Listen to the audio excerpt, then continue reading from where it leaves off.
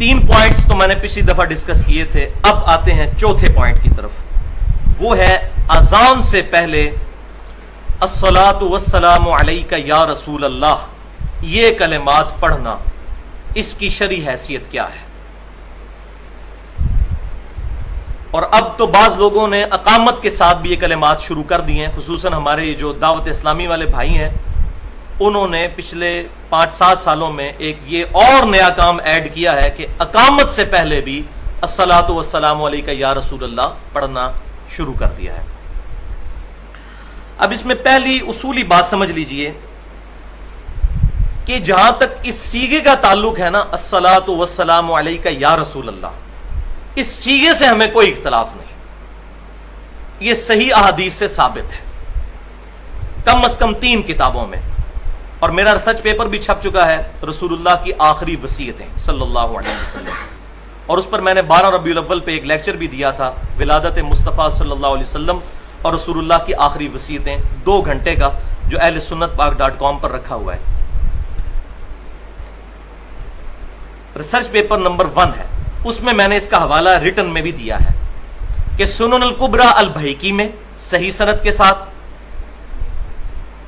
اسی طریقے سے الموطا امام مالک میں صحیح سند کے ساتھ، اور المصنف ابن ابی شیبہ میں صحیح سند کے ساتھ یہ اثر موجود ہے. انٹرنیشنل نمبرنگ کے مطابق المصنف ابن ابی شیبہ میں 11793 نمبر روایت ہے کہ سیدنا عبداللہ بن عمر رضی اللہ تعالی عنہما جب کبھی بھی قبر رسول پر حاضر ہوتے تو پڑھتے السلام علیک یا رسول اللہ. پھر سیدنا ابوبکر کی قبر کے سامنے آ کر پڑھتے السلام علیک یا ابا بکر. پھر سیدنا عمر کے سامنے آ کر، ان کی قبر کے سامنے آ کر پڑھتے السلام علیک یا ابتا، اے میرے باپ آپ پر سلامتی ہو. یہی وجہ ہے کہ سعودی عرب سے بھی جو مفتی اعظم سعودی عرب کی کتاب چھپی ہے مسجد نبوی میں حاضری کا طریقہ، شیخ عبداللہ بن باز رحمہ اللہ کی، انہوں نے بھی یہ روایت لکھی ہے اور انہوں نے یہی طریقہ لکھا ہے قبر رسول پر حاضری کا. الحمدللہ اس میں کوئی اختلاف نہیں ہے. پاکستان میں بھی جو پہلے کچھ اہل حدیث علماء کی طرف سے غلط قسم کی ریزسٹنس سامنے آئی تھی، لیکن اب الحمدللہ اہل سنت میں سے بریلوی اور دیوبندی تو پہلے ہی قائل تھے.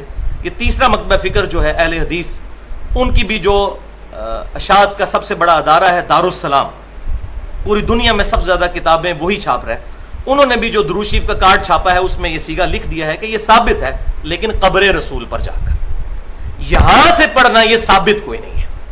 یہ قبر رسول کے لیے صحابہ اکرام علیہم رضوان صلی اللہ علیہ وآلہ وسلم قبر رسول صلی اللہ علیہ وسلم پر جا کر یہ درود شریف پڑھا کرتے تھے، لہٰذا یہ اس کے لیے مخصوص ہے. اگر اس کے علاوہ کہیں پڑھنا ثابت ہے تو ہمیں روایت پیش کی جائے، ہم ایکسپٹ کر لیں گے. اس کو آپ اس طرح سمجھ لیجئے، کیا ٹوائلٹ میں جاتے وقت مسجد میں جانے کی دعا پڑھی جا سکتی ہے؟ نہیں.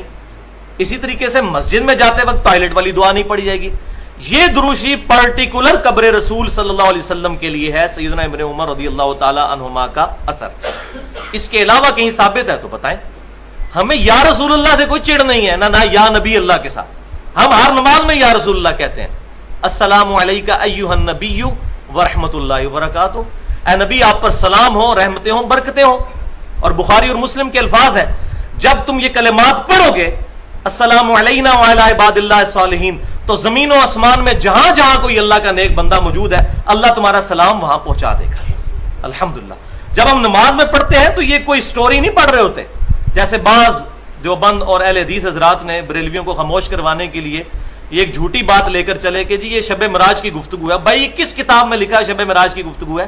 یہ بخاری اور مسلم میں ہے کہ یہ آپ صلی اللہ علیہ وسلم تشہد کا سلام اس طرح تعلیم فرماتے تھے جیسے قرآن کی آیات، اور یہ ہم انٹینشنلی انشائیہ پڑھ رہے ہوتے ہیں السلام علیکہ ایھا النبی، اے نبی آپ پر سلام ہو. ہاں اس کے پیچھے اگر کسی کا فاسد عقیدہ ہے کہ رسول اللہ خود سن رہے ہیں یا وہ یہاں پر موجود ہیں، وہ عقیدے کو آپ غلط کہہ سکتے ہیں. اس پڑھنے کو اور اس میں یہی عقیدہ ہے کہ رسول اللہ تک ہمارا سلام اللہ تعالیٰ پہنچا رہا ہے.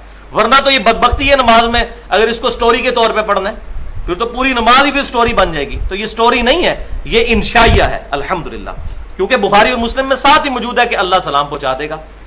لہذا اسی کی ڈیٹیل میں نے مسئلہ حاضر و ناظر جو ہے اس کے غلط اور صحیح پہلو مسئلہ نمبر 7 کے نام سے اہل سنت پاک .com پر 25 منٹ کی گفتگو رکھی ہوئی ہے، اس میں نے ڈیٹیل کے ساتھ اس ٹاپک کو ایڈریس کیا، آج محل نہیں۔ عام حالت میں ہم کون سا درود شریف پڑھیں؟ تو بھائیو صحیح بخاری اور مسلم کی متفقن علیہ حدیث ہے کہ جب یہ آیت درود نازل ہوئی، سورۃ الاحزاب کی آیت نمبر 56، بسم اللہ الرحمن الرحیم، ان اللہ وملائکتہ یصلون علی النبی یا ایھا الذین آمنوا صلوا علیہ وسلموا تسلیما اللہم صل علی محمد وعلی آل محمد کما صلیت علی ابراہیم وعلی آل ابراہیم انک حمید مجید اللہم بارک علی محمد وعلی آل محمد کما بارکت علی ابراہیم وعلی آل ابراہیم انک حمید مجید۔ تو بخاری اور مسلم کے الفاظ ہیں کہ اس آیت کے جواب میں آپ صلی اللہ علیہ وسلم نے نماز والا درود ابراہیمی جو میں نے اب پڑھا یہ تعلیم فرمایا، اور حدیث شروع اس سے ہوتی ہے کہ اے اللہ کے رسول صلی اللہ علیہ وسلم، آپ نے ہمیں سلام کا طریقہ تو سکھا دیا ہے، السلام علیکم ایھا النبی ورحمۃ اللہ وبرکاتہ، ہمیں درود شریف بھی ذرا سکھا دیجئے۔ تو پھر آپ صلی اللہ علیہ وسلم نے اس درود شریف کو سکھایا۔ لہذا اس درود شریف سے اگر کسی کو چڑ ہے نا تو اس کو معاذ اللہ نبی صلی اللہ علیہ وسلم سے چڑ ہے، اور کوئی کہتا ہے یہ درود میں سلام کوئی نہیں جی یہ ناقص ہے، تو یہ بات نبی صلی اللہ علیہ وسلم کو نہیں پتا تھی کہ یہ ناقص ہے؟ آپ نے کیوں نہیں فرما دیا؟ تو نماز کے اندر یہ پرفیکٹ ہے اس اعتبار سے بھی کہ سلام بھی آ جاتا ہے اور درود شریف بھی۔ باقی نماز کے علاوہ بھی یہ درود شریف پڑھنا چاہیے، اس کی وجہ یہ ہے کہ درود و سلام جو ہے یہ ایکویلنٹ ورڈ کے طور پر بھی استعمال ہوتے ہیں، لیکن جہاں جہاں ثابت ہے، جو جو صیغہ ثابت ہے الحمدللہ وہ ہم پڑھنے کے قائل ہیں۔ تو اذان کے بعد درود شریف پڑھنا ثابت ہے، صحیح مسلم میں حدیث میں بتا چکا کہ جو اذان کا جواب دے اس کے بعد درود شریف پڑھے، اس کے بعد الوسیلہ والی دعا مانگے تو نبی صلی اللہ علیہ وسلم کی شفاعت اس کے لیے حلال ہو جائے گی۔ لیکن اذان کے بعد درود شریف کون سا پڑھنا ہے؟ جو آپ صلی اللہ علیہ وسلم نے تعلیم فرمایا، اور اس کو اذان کے ساتھ اٹیچ نہیں کرنا، اذان سے الگ۔ اذان دے دی اس کے بعد دعا مانگے، درود شریف پڑھیں، یہ سارے کام کریں، لیکن اذان کے ساتھ اس کو اٹیچ کرنا ثابت نہیں۔ تو درود شریف اذان کے بعد ثابت ہے، پہلے نہیں۔ اور الحمدللہ دور حاضر میں بریلوی مکتب فکر کے سب سے بڑے محقق جو ہے غلام رسول سعیدی صاحب، جو مفتی منیب الرحمان صاحب کے مدرسے میں شیخ الحدیث ہیں، میں تقریباً 2-3 دفعہ ان سے ڈیٹیل ملاقات کر چکا ہوں، ان کی مسجد میں درود شریف جو ہے وہ اذان سے پہلے نہیں پڑھا جاتا، اور انہوں نے باقاعدہ شرح صحیح مسلم میں لکھ بھی دیا کہ یہ پہلے پڑھنا ثابت نہیں، اور انہوں نے خود بریلویوں کو جھنجھوڑا ہے کہ کیا تم سیدنا بلال سے بڑھ کر محبت رسول کرنے والے ہو؟ پہلے ان سے تو ثابت کرو کہ انہوں نے اذان کے شروع میں اٹیچ کیا ہو۔ ہاں بعد میں اجتہادی طور پر کوئی بندہ پڑھ لیتا ہے، ہم اس پہ کوئی فتویٰ نہیں لگاتے، لیکن درود شریف کا صیغہ وہ ہونا چاہیے جو کتاب و سنت سے اس جگہ پر ثابت ہو۔ اذان دے لیں، سپیکر بند کر دیں، سپیکر میں ضروری ہے کہ لوگوں کو سنانا ہے، سپیکر بند کر کے علادہ سے اس درود شریف کو پڑھیں، جتنی بار مرضی پڑھیں۔ اور میری الحمدللہ پوری 70 منٹ کی گفتگو ہے درود شریف کے صحیح احکام اور مسائل اور فضائل، اس پر ڈیٹیل کے ساتھ الحمدللہ درود شریف پر اہل سنت پاک .com پر اپلوڈ ہے۔ تو جہاں جہاں درود شریف ثابت ہے ہم الحمدللہ قائل ہیں۔ اب یہ بھی کہا جاتا ہے کہ جی دیکھیں جی درود شریف کا تو کوئی ٹائم ہی نہیں، جس ٹائم مرضی پڑھے، یہ بھی آپ سنتے ہوں گے لوگوں سے کہ جی درود شریف کا تو کوئی ٹائم نہیں ہے۔ تو پہلے اس میں یہ بات سمجھ لیجئے، جس ٹائم پر ثابت ہے الحمدللہ وہ ہمارا عمل ہے۔ سنن ابن ماجہ میں صحیح سند کے ساتھ ہے کہ نبی صلی اللہ علیہ وسلم جب مسجد میں داخل ہوتے تو پڑھتے بسم اللہ والسلام علی رسول اللہ۔ یہ آج بھی مسجد نبوی پہ لکھا ہوا ہے، باب جبریل والے باب البقی کے اوپر، بسم اللہ والسلام علی رسول اللہ اللہم اغفر لی ذنوبی وافتح لی ابواب رحمتک، یہ پوری دعا ہم قائل ہیں۔ لیکن جہاں جہاں ثابت ہوگا وہاں، اب کوئی کہتا ہے جی ثابت نہیں تو کیا ہوا؟ تو یہ اس کے لیے میں اب بتانے لگا ہوں الزامی جواب کے طور پر کہ جامعہ ترمذی میں صحیح سند کے ساتھ یہ حدیث موجود ہے کہ ابن عمر رضی اللہ تعالیٰ عنہما کے سامنے کسی کو چھینک آئی تو اس نے پڑھ دیا الحمدللہ والسلام علی رسول اللہ۔ تو ابن عمر نے فرمایا یہ تو نے کیا پڑھا ہے؟ ان کا جی درود شریف تو پڑھا ہے۔ تو انہوں نے فرمایا تم وہی کہو جو نبی صلی اللہ علیہ وسلم کہا کرتے تھے۔ آپ صلی اللہ علیہ وسلم ہمیں اذان کے جواب، اس میں چھینک کے جواب میں الحمدللہ یا الحمدللہ رب العالمین علی کل حال تعلیم فرمایا کرتے تھے، تم وہی کہو جو نبی صلی اللہ علیہ وسلم کہا کرتے تھے۔ اس نے آگے سے نہیں کہا کہ تسی جناب گستاخ رسول ہو گئے ہو، درود شریف منکر ہو، یہ نہیں انہوں نے کہا کہ ابن عمر آپ گستاخ رسول ہو گئے، آپ درود شریف سے منع کر رہے ہیں۔ کیونکہ اس وقت یہ بیماری نہیں تھی کہ اپنی مرضی سے دین میں ایگزیجریشن کی جائے. ان کو پتا تھا کہ دین میں صرف وہی کام کرنے ہیں جو آپ صلی اللہ علیہ وسلم نے تعلیم فرمائے. اور ابن عمر کی یہ تربیت آپ صلی اللہ علیہ وسلم کی طرف سے ہوئی تھی. بخاری اور مسلم کی متفق علیہ حدیث ہے, آپ صلی اللہ علیہ وسلم نے ایک صحابی کو وضو کرنے کے بعد ایک دعا تعلیم فرمائی. اس میں الفاظ تھے بنبی کا ارسلتا. اس صحابی نے جب دعا پڑھی تو انہوں نے نبی صلی اللہ علیہ وسلم نے جو کہا تھا بنبی کا ارسلتا, انہوں نے پڑھا برسولی کا ارسلتا. سپرلیٹو ڈگری استعمال کی. رسول تو نبی سے بھی سپرلیٹو ڈگری ہے, لیکن آپ صلی اللہ علیہ وسلم نے ان کو ڈانٹا, فرمایا وہی کہو جو میں نے کہا ہے. حالانکہ نبی رسول میں کیا فرق تھا؟ آپ فرمایا وہی الفاظ کو. لیکن یہاں یہ بات بھی یاد رکھیں, میں فینیٹک بھی نہیں ہوں کیونکہ میں نے کسی مکتب فکر کو سپورٹ تو کرنا کوئی نہیں, لہٰذا میں جو چھپی بھی حدیثیں ہیں وہ بھی باہر نکالتا ہوں. پچھلی دفعہ میں نے حدیث بتائی نا صحیح بخاری سے کہ سیدنا یوشع ابن نون کی دعا سے سورج رک گیا تھا. تو یہ پہلے تو کسی نے نہیں بتائی ہے. ٹھیک ہے وہ روایت ضعیف ہے سیدنا علی والی کہ سورج واپس آ گیا تھا, لیکن یہ بخاری میں موجود ہے کہ یوشع ابن نون علیہ السلام کی دعا پر سورج اللہ نے روک دیا تھا. تو یہ اللہ تعالیٰ چاہے تو کسی نبی کی دعا پہ کر سکتا ہے.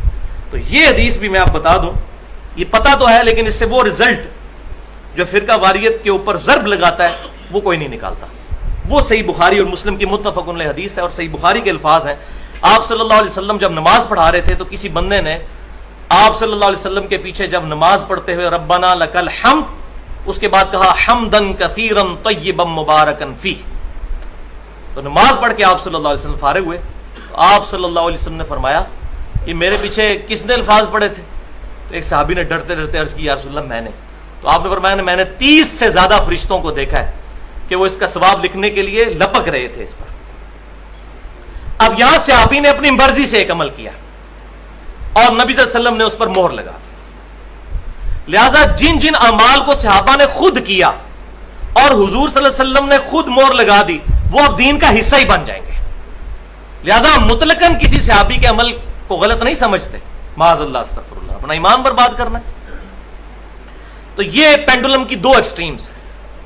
ایک طرف تو وہ لوگ ہیں کہ جو یہ سمجھتے ہیں کہ آپ صلی اللہ علیہ وسلم کے زمانے میں بھی اگر کوئی بندہ, چند جائے لوگ, کہ وہ کوئی بات ایسی کر دے گا اور آپ صلی اللہ علیہ وسلم کے سامنے یہ بات ہوگی اور آپ صلی اللہ علیہ وسلم اس کو بدعت ہی کنسیڈر کریں گے ہمیشہ. ایسا نہیں ہوگا. کبھی آپ صلی اللہ علیہ وسلم اس سے منع بھی فرما دیں گے. تو یہ میں نے مثال دی بخاری اور مسلم سے کہ آپ نے انڈورس کیا. اب منع والی مثال بھی سن لیں, وہ دوسری ایکسٹریم ہے. سنن نبی داؤد میں اور سنن ابن ماجہ میں صحیح سند کے ساتھ ہے, ایک صحابی نے حضور صلی اللہ علیہ وسلم کو سجدہ کیا. آپ صلی اللہ علیہ وسلم نے ان کو ڈانٹا اور فرمایا یہ کیا کر رہے ہو؟ تو انہوں نے کہا کہ میں عراق میں کوفہ نامی جو شہر ہے اس کے پاس ہیرا ایک مقام, اس نجد میں وہاں گیا تھا, وہاں کے حکمران کو لوگ سجدہ کرتے ہیں تو میں نے اس پر اجتہاداً یہ مسئلہ ظاہر ہے انہوں نے اخذ کیا کہ میں آپ کو سجدہ کروں, آپ زیادہ لائق ہیں اس چیز کے. تو آپ صلی اللہ علیہ وسلم نے فرمایا اگر میں سجدہ جائز سمجھتا تو بیویوں کو کہتا کہ اپنے خامدوں کو سجدہ کریں اس حق کے سبب جو اللہ نے ان کو دیا. اب یہاں آپ صلی اللہ علیہ وسلم نے منع فرما دیا. اس صحابی نے حضور کی محبت میں سجدہ کیا تھا. شکر ہے کہ وہ آج کا مسلمان نہیں تھا حضور نہیں کہہ دینا عشق دے چلے نمبر رہ گئے عقل والے انجے عمرہ گالیاں کہ تو عشق کی محبت کی باتیں ہیں, عقل والوں کے میں یہ سمجھ نہیں آئیں گی.